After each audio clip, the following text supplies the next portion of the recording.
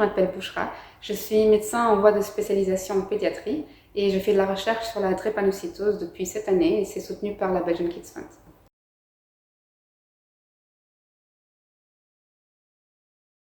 C'est une maladie qui atteint les globules rouges, donc c'est une maladie génétique, ça veut dire qu'elle est héréditaire.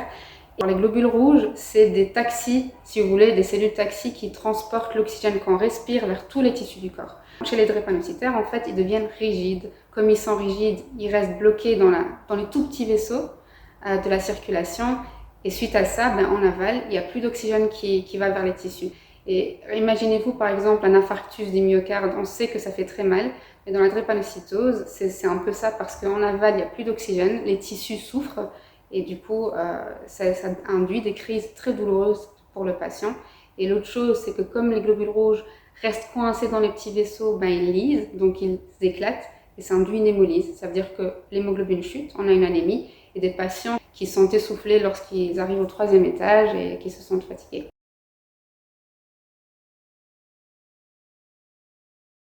Donc, dans ma recherche, je suis en fait des patients drépanocytaires qui sont issus de 3 hôpitaux de la région bruxelloise, à savoir l'UDERF, Ixelles et Saint-Pierre.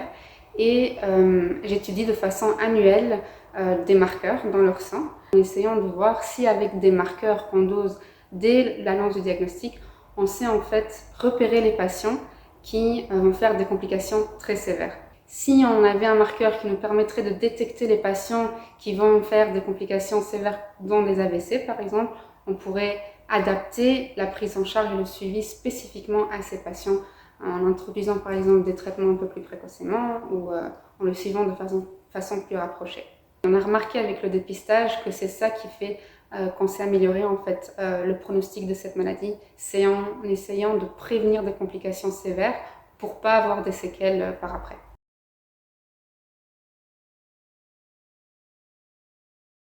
La drépanocytose en soi, quand on regarde la répartition géographique, elle concerne surtout les populations d'origine d'Afrique subsaharienne, aussi le bassin méditerranéen, le Moyen-Orient et l'Inde. Et elle nous concerne en Belgique parce qu'il y a eu ce contexte migratoire. Des études épidémiologiques ont été réalisées chez nous et ont démontré à l'aide du dépistage systématique que la prévalence est de l'ordre de 1 sur 2000 naissances.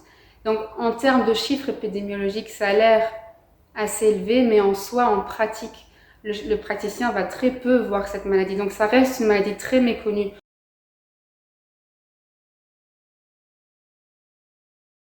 Je pense que la drépanocytose, c'est un problème de santé publique qui nous concerne et c'est pour ça que je tenais absolument à participer à cette recherche. I'm not a unicorn. La drépanocytose est très présente, elle existe. Donc faites un don pour la campagne, c'est très bientôt, on vous attend. Merci.